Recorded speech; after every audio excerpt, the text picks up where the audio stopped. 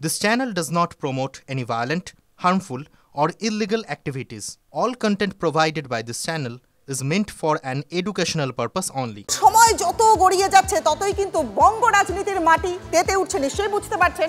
কারণ ২৬-এ ২১৫-এর বেশি আসন জেতার টার্গেট দিয়েছিলেন অভিষেক বন্দ্যোপাধ্যায়। বিজেপির টার্গেট কত ছিল? শুভেন্দু অধিকারী তিনি কিন্তু পাখির চোখ করে রেখেছেন ১৮০-কে। ১৩ই মার্চ হলদিয়াতে দাঁড়িয়ে তিনি কি বলেছিলেন যে তমলুকের মিছিল থেকেও শুভেন্দুর যে টার্গেট সেটা অন্তত ১৮০। কি বলছে শাসক দল শুনবো। ২৬ আসছে, কি হবে বাংলায়? সরকার বদলাবে নাকি যা আছে তাই থাকবে? আত্মবিশ্বাসী বিরোধী দলনেতার মুখে অন্তত ১৮০ টার্গেট।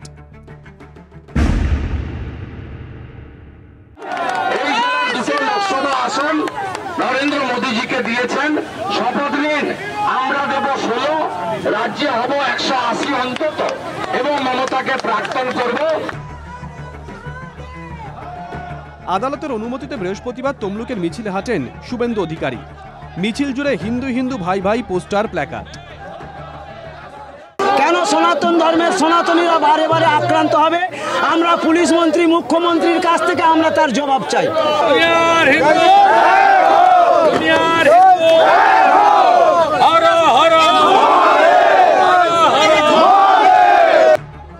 সেই মিছিল থেকেই পরিবর্তনের অঙ্ক বুঝিয়ে দিলেন শুভেন্দু অধিকারী।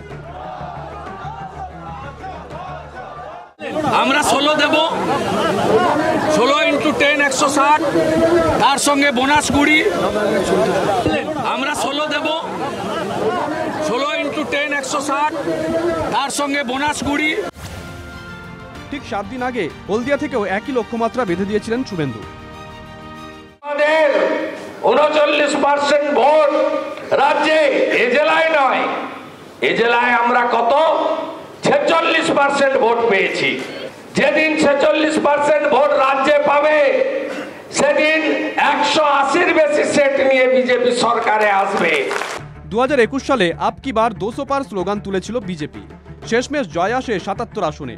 তারপরেও উপনির্বাচনে হার এবং দলবদলের জেরে বিজেপির হাতে এখন মাত্র ৬৫ জন বিধায়ক। এই সংখ্যাকেই প্রায় ৩ গুণের কাছাকাছি নিয়ে যেতে চাইছেন শুভেন্দু অধিকারী। তৃণমূল কি বলছে? শাসক নেতারা ২৭শে ফেব্রুয়ারি নেতাজি ইন্ডোরের বৈঠকে মমতা অভিষেকের দেওয়া টার্গেট স্মরণ করিয়ে দিচ্ছেন। সেদিন বিজেপির জমানত জব্দের হুঁশিয়ারি দিয়েছিলেন তৃণমূল নেত্রী। আমরা ২১৪টা আসন ২০২১-এ পেয়েছিলাম। সেই লক্ষ্য অবিচল থেকে আমাদের সেই মাপকাঠি পেরিয়ে ২১৫-র বেশি আসন নিয়ে চতুর্থবার যাতে বাংলার মুখ্যমন্ত্রী মমতা বন্দ্যোপাধ্যায় হয় সেটা আমাদের সকলকে সুনিশ্চিত করতে হবে। অভিষেক যেটা বলেছে অ্যাকচুয়ালি কারেক্ট, আমি ওইটাই মেন করতে চেয়েছি।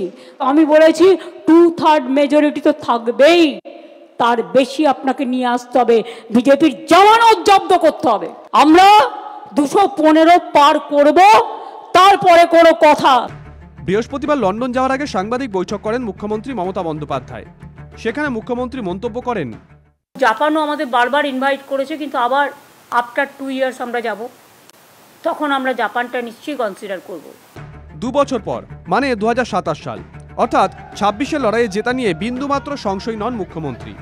শাসকের আত্মবিশ্বাসে টোল খাওয়াতে পারবে রাজ্যের প্রধান বিরোধী দল? তৃণমূল কংগ্রেস দেওয়াল লিখন করতে পারছে 2026-এ, হিন্দু বাঙালির মন ঘুরে গেছে বুঝতে পারছে। তার মানে প্যাক হিন্দু হিন্দু করে পোস্টার দেয়। মমতা ব্যানার্জি কি হিন্দু হিন্দু করতে হয়? এই তৃণমূল কংগ্রেস দলটাই খুঁজে পাওয়া যাবে না। একটু সময় এগোতে দিন, আরো কয়েকটা মাস পেরোতে দিন, তৃণমূলের অবস্থাটা দেখবেন। 2026-এর নির্বাচনটা লড়তে পারবেন কিনা আজকে সেটা চিন্তা করা উচিত তৃণমূল কংগ্রেস। কমে গেছে। আগের বার বলেছিল আব কি বার ২০০ পার, এবার শুরু থেকে নামছে। টার্গেট কমিয়ে ফেলেছে। লোকে টার্গেট বাড়ে, টার্গেট কমে। তার মানে জানে ২৮-৩০-এর বেশি হবে না। ভোট যুদ্ধে ভোকারটা হবে কাদের ঘুড়ি? উত্তর পেতে অবশ্য 1 বছরেরও বেশি সময়ের অপেক্ষা।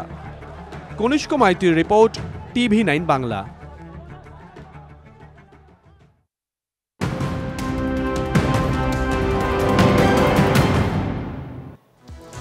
আবাস তালিকায় পছন্দের নাম নেই, পঞ্চায়েত অফিসে এসে পঞ্চায়েত সেক্রেটারিকে পেটালেন তৃণমূল নেতা। নাটাবাড়ির 1 নম্বর গ্রাম পঞ্চায়েতের মারধরের ছবি সিসিটিভি বন্দী হলো।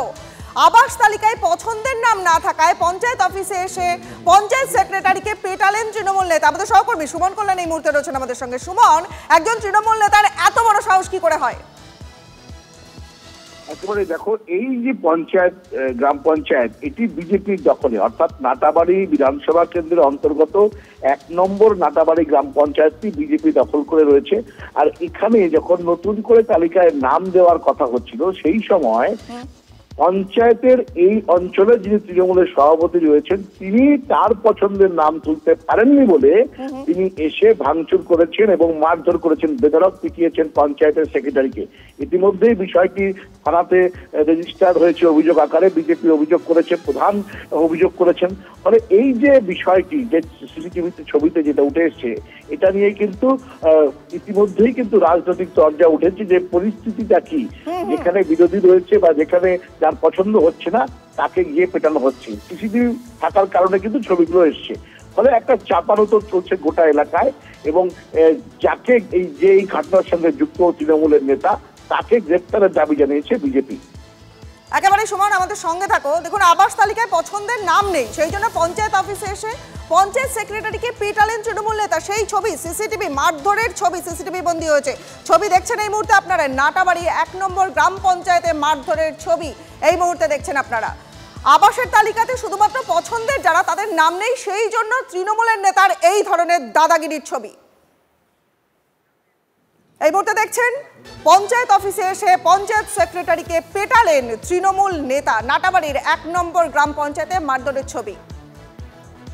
বিজেপি বিধায়ক মিহির গোস্বামী এই মুহূর্তে রয়েছেন আমাদের সঙ্গে। মিহির বাবু, একেবারে খুব সোজাসুজি পরিষ্কার কথা যে আবাস তালিকায় পছন্দের লোকের নাম নেই, একেবারে তৃণমূলের যে নেতা সে পঞ্চায়েত সেক্রেটারিকে এসে পিটিয়ে গেলেন। কি বলবেন এই ধরনের ঔদ্ধত্য?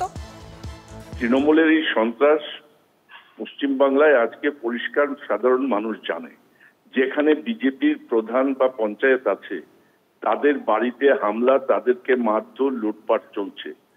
যদি প্রধানমন্ত্রী আবাস যোজনার ঘরের তালিকা তৈরি করে থাকে, তাহলে সরকারি, রাজ্য সরকারের কর্মচারীরা তালিকা তৈরি করেছে এবং সেই তালিকা তৈরি হয় তৃণমূলের লোকাল নেতাদের নির্দেশে। তারা যাদের নাম বলবে তাদের নামে লিস্ট করা হয়। সুতরাং এ ব্যাপারে যদি কেউ দায়ী থাকে, তাহলে চোর তৃণমূলের যারা নেতৃত্ব, তারাই দায়ী এবং তারাই আজকে উল্টে বিজেপির উপর সন্ত্রাস সৃষ্টি করে মানুষের মধ্যে ভয় ভীতি ছড়াবার চেষ্টা করছে এবং এটা জিহাদিদের একদম পরিকল্পনা ছাড়া আর কিছু নয় বলে আমরা মনে করি। এর বিরুদ্ধে বিজেপির কর্মীরা ঐক্যবদ্ধভাবে লড়াই করবে। বেশ, অনেক ধন্যবাদ আপনাকে। বিজেপি বিধায়ক মিহির গোস্বামীর সঙ্গে কথা বললাম আমরা এই মুহূর্তে। দেখুন, ছবি আমরা দেখতে পেলাম যে আবাস তালিকাতে পছন্দের নাম নেই, সেই জন্য পঞ্চায়েত অফিসে এসে পঞ্চায়েত সেক্রেটারিকে একেবারে পেটালেন তৃণমূল নেতা। মারধরের সেই ছবি সিসিটিভি বন্দী হলো, দেখছেন সেই ছবি।